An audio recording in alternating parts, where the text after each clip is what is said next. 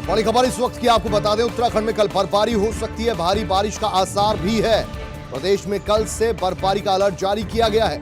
पहाड़ी इलाकों में जमकर हो सकती है बारिश और ऊंचे पहाड़ी इलाकों में जमकर बर्फबारी। 28 और 29 दिसंबर को कड़ाके की ठंड, ये पूर्वानुमान लगाया मौसम विभाग ने। 2500 मीटर से ऊपर वाली जगहों पर अलर्ट जारी किया गया है, क्योंकि अच्छी खासी बारिश अगर मैदानी इलाके और छोटे पहाड़ी इलाकों में होगी तो 2500 मीटर की ऊंचाई से ऊपर वाले पहाड़ों में जमकर बर्फबारी हो सकती है। स्थानीय प्रशासन को अलर्ट पर रहने की सलाह दी गई है, क्योंकि इस दौरान ये मौसम नए साल का मौसम, नया साल चूंकि आने को है और अच्छी खासी तादाद में पर्यटक उत्तराखंड का रुख भी करते हैं। ऐसे में जितने भी पर्यटन स्थल हैं, औली से लेकर मसूरी, नैनीताल, जो कि 2500 मीटर के आसपास की ऊंचाई पर हैं, जहां भारी बर्फबारी हो सकती है, वहां पर प्रशासन को सतर्क रहने के लिए अलर्ट जारी किया गया है। तो उत्तराखंड में मौसम का मिजाज अब बदलने जा रहा है। अचानक से बारिश और बर्फबारी का दौर देखने को मिल सकता है, यानी कि नए साल की शुरुआत में कड़ाके की ठंड पड़ने को है और भारी बर्फबारी की चेतावनी भी है। मेटीरियोलॉजिकल डिपार्टमेंट, मौसम विभाग ने साफ साफ इस बारे में चेतावनी जाहिर की है, अलर्ट दिया है कि सूबे में बारिश हो सकती है और ऊंचाई वाले इलाकों में जमकर बर्फबारी हो सकती है। यह बड़ी खबर इस वक्त की उत्तराखंड से जुड़ी हुई। पर्यटकों के लिए नए साल के सीजन में उत्तराखंड पसंदीदा जगह रहती है। यहां पर हजारों की तादाद में पर्यटक पहुंचते हैं और इसी दौरान 28-29 को बर्फबारी की संभावना है।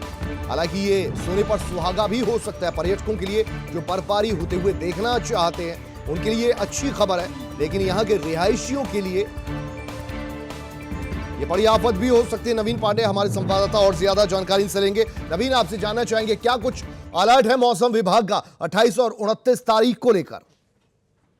जी बिल्कुल कुलदीप, आपको बता दूं कि नए साल का जो पर्यटक आ रहे हैं उनको बर्फबारी का तोहफा मिल सकता है, ऐसा मौसम विभाग ने फोरकास्ट किया है।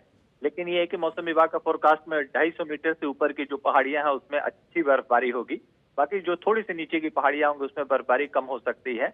और जो उससे निचले के इलाके हैं, यानी उससे कम ऊंचाई वाले जो इलाके हैं, जैसे मसूरी है, जो प्लेन मसूरी है उसमें, और जो नैनीताल है उसके निचले हिस्से में बारिश होगी, जिसकी वजह से ठंड बढ़ सकती है और तापमान गिर सकता है।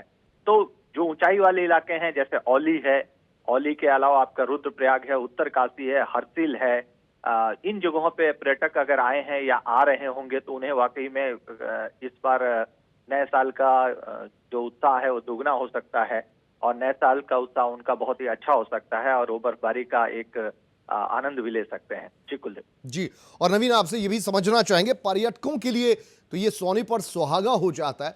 नए साल का आरंभ होने वाला है और नया साल मनाने के लिए पर्यटक रुख करते हैं। उत्तराखंड का बर्फबारी देखने को मिलेगी, लेकिन आम जो रिहायशी लोग हैं उनके लिए मुसीबतें खड़ी हो जाती हैं और खासतौर पर पर्यटक अगर पहुंचेंगे तो सड़कों को दुरुस्त रखना बर्फबारी में यह भी एक बड़ी चुनौती होगी प्रशासन के सामने। जी बिल्कुल कुलदीप, आपने बिल्कुल सही कहा। ये जहां एक तरफ से ये अच्छी खबर होती है पर्यटकों के लिए, सैलानियों के लिए कि बर्फबारी हो रही है, बर्फ का आनंद लेते हैं, जो लोग उत्साह करते हैं, रोमांच का अनुभव करते हैं, लेकिन वहीं जो स्थानीय लोग होते हैं उनके लिए भी एक दिक्कत खड़ी हो जाती है और साथ में सैलानियों के लिए भी, आपने बिल्कुल ठीक कहा, सैलानियों के लिए भी दिक्कत हो जाती है। क्योंकि जब औली जैसे इलाकों में, जो बद्रीनाथ से नीचे जोशीमठ के पास पड़ता है, ऐसे इलाकों में ज्यादा बर्फ गिरने की वजह से, सड़कों में बर्फबारी होने की वजह से काफी मोटी परत जम जाती है। देखिए, बर्फ जब गिर रही होती तब तो आप आसानी से चले जाते हैं, लेकिन अगर बर्फबारी हो रही हो और वहां कोई रुक गया हो तो आने जाने में बहुत दिक्कतें होती हैं। ऐसे में जितने भी मौसम विभाग ने फोरकास्ट करके जितने भी आपदा से रिलेटेड जिले हैं उन सबको अलर्ट मोड पे कल ही डाल दिया है और आज दोबारा उन्होंने येलो अलर्ट भी कुछ जगहों पे जारी किया है और जिलाधिकारी को ये निर्देश दिया है सरकार की तरफ से कि वो अपने तरफ से आपदा प्रबंधन के लिए तैयार रहें। तो रुद्रप्रयाग के जिलाधिकारी हों, उत्तरकाशी के जिलाधिकारी हों या नैनीताल के जिलाधिकारी हों या बागेश्वर के जिला, जो इस तरीके के ऊंचाई वाले इलाके हैं उन सभी जिलाधिकारियों को ये अलर्ट है और वो अपने तरीके से अपनी व्यवस्था को लगाए हैं। आपको मैं कुलदीप बता दूं यहाँ पे कि उत्तरकाशी और रुद्रप्रयाग यानी बद्रीनाथ के इलाके में जो इसके फुट हिल्स हैं, जो हिमालय के निचले फुट हिल्स होते हैं, जी। इनमें सब में जो है पहले से ही, चूंकि ये बर्फबारी का सीजन ऐसा होता है कि इसमें अमूमन बर्फ कुछ महीनों को छोड़ दे तो गिरती ही रहती है, जैसे केदारनाथ की घाटी है इस टाइप की। तो ऐसे में क्या होता है कि वहां पे बर्फ हटाने के लिए मशीनें पहले से ही, छोटी मशीनें लगाई गई हैं। तो कहीं ना कहीं लोगों को दिक्कत ना हो, ये सारी व्यवस्थाएं हैं पहले से।